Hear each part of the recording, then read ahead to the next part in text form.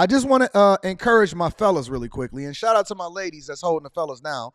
We all about positivity. Make sure you plan me in the church, in the daycare, all of that in the truck. Shout out to my truck drivers and everybody that's doing what they do. I want to encourage my fellas really quickly, and so I want to just give you a little bit of insight. It's not going to take any more than probably about 5 minutes, but you never know. I'm like a preacher. I'll have you out in a minute, but then we just going to keep on going. Fellas, there is nothing more important in your family.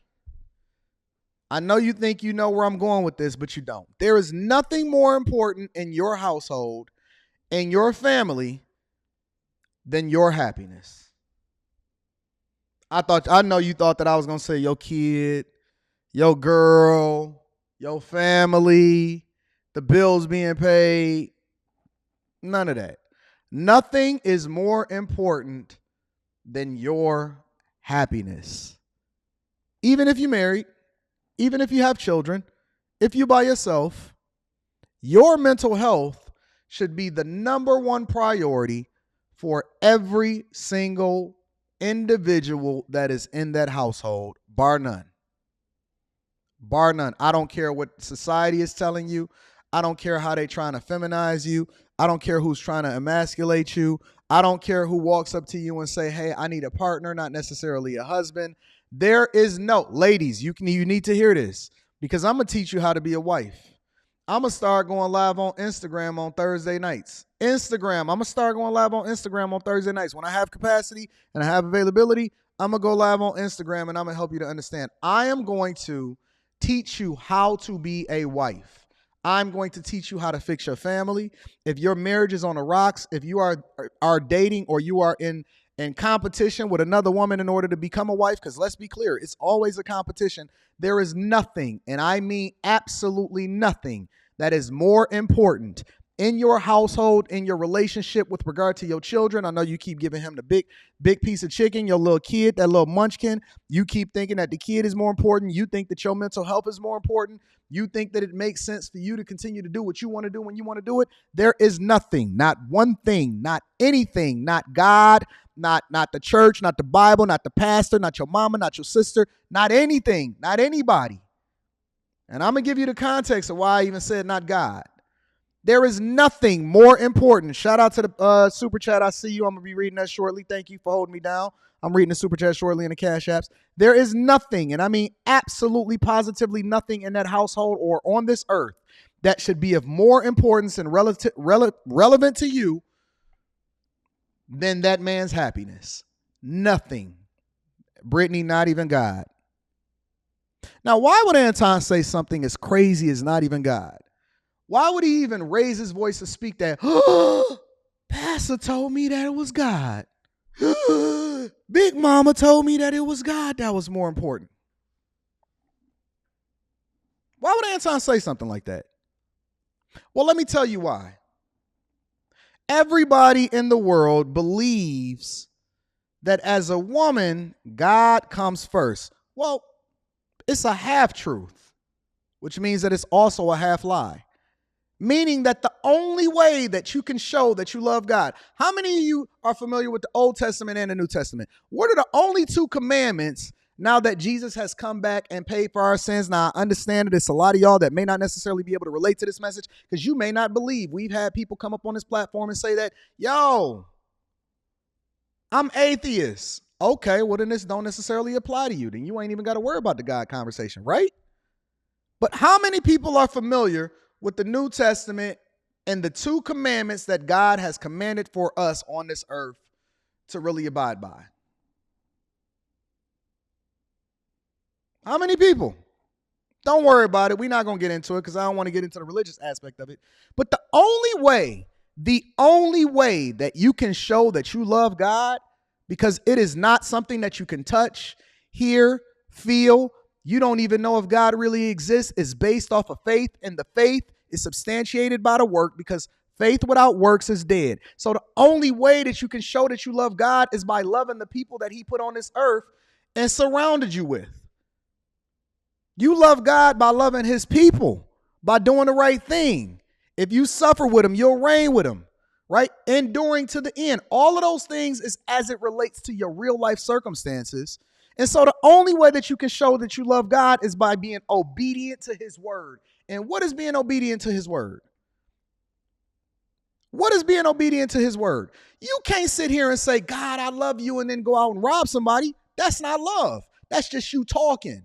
Because you don't really believe. If you really believe that God existed, then you would have never, ever did wrong to that person and your neighbor. You would have never assaulted your neighbor. You would have never looked at them negatively and then did dirty to them. You would have never, ever, ever placed anybody in your household above your husband, because the word says that you shouldn't. It says that he comes first. So don't even talk to me about what it is that you love about God. Don't tell me about what the preacher said if you're not obeying your husband, because he's your covering. Let me tell you something. If anything happened to you tomorrow, you can't call your pastor. Your pastor got his own wife. You know who you gonna call? Why don't you honor the person that you lay next to every day like you supposed to?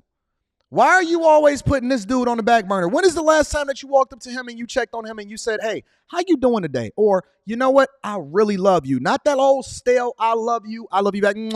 Not that old stale stuff that you've been doing for the last 15 years. When the last time you actually really cared and checked on his mental health? When the last time you rubbed his feet? When the last time that you truly was inquiring about what it is that he's going through on a regular basis? You keep sitting here asking me for coaching calls, talking about Anton. I'm ready for whatever it is that he tell me. You're not even ready to ask him what it is that he's feeling at that particular moment. How you gonna sit here and be his peace? How you gonna love him and you don't even know what love means? You think that love is an emotion, and it's not. That's why you say I love you so fast when y'all walk out the door. Love is not an emotion. It is an action. How are you going to sit here and have a conversation about what love is or what God is, and you don't even know what God is? You don't even know your word. You ain't read your Bible in a long time. You don't know nothing about this game. You don't know nothing about marriage. You don't know nothing about honoring your husband. You think that you going to exalt the pastor and give all of your husband's money over into the church because you're going to pay your tithes and offerings when you never even checked with him in the first place as to what it is that he wanted you to do. How you going to take his money that he worked for and then go and give it to a whole nother man, and you don't even know if your husband agree with what it is that you're doing on a daily basis? He allows for you to do it because he loves you, and he's trying not to create an environment that is going to be cantankerous around his children and have problems and things like that, because he's so focused on peace, because he know he got to go outside tomorrow and kill himself a little bit more every single day in order to make sure that you're secure, in order to keep a roof over your head, in order to make sure that you got that life insurance money, in order to make sure that you got that good insurance, in order to go over to the doctor. And you're going to sit here and tell me anything about, if it's anything outside of his happiness, you outside of your purpose.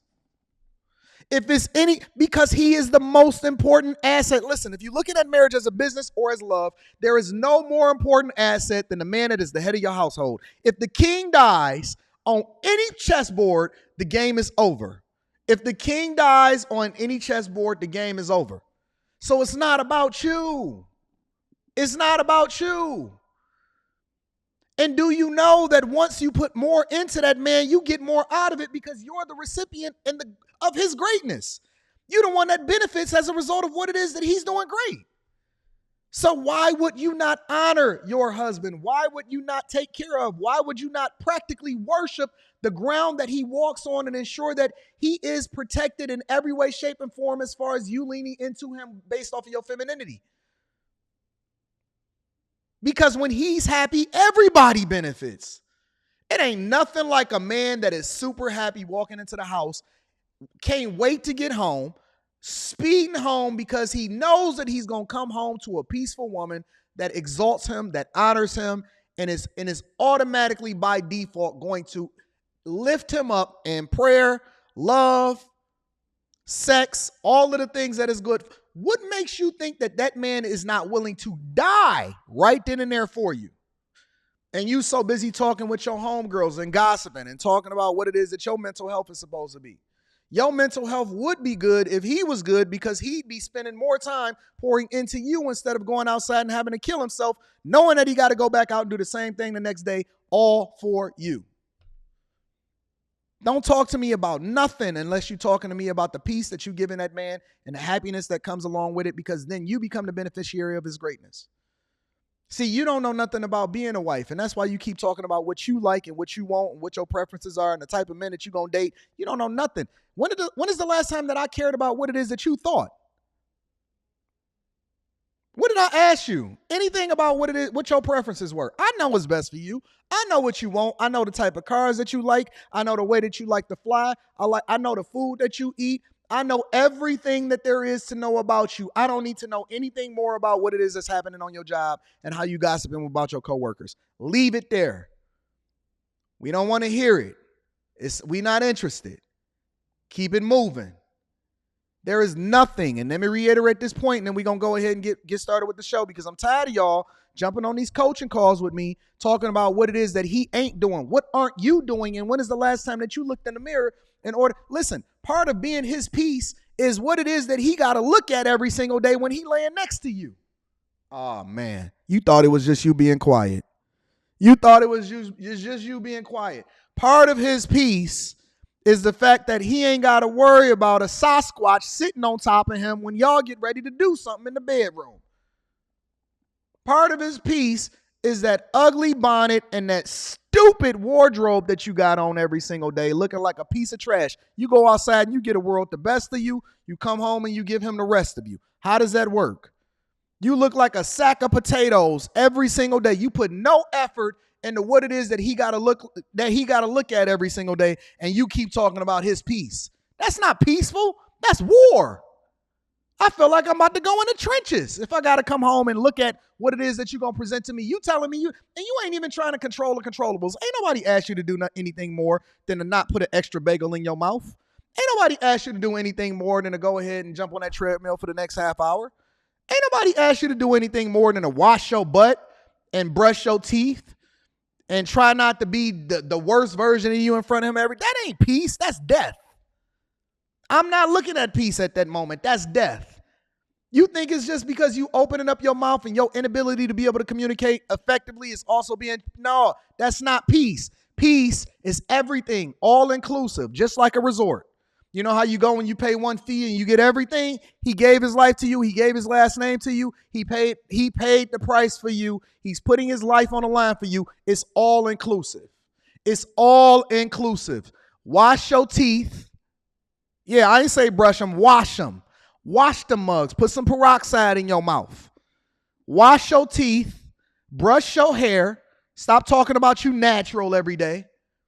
Put on some smell goods. Go get some new pajamas because you looking tired, boss. Keep putting on that same thing that you had on for the last 9 years. Go get some new pajamas.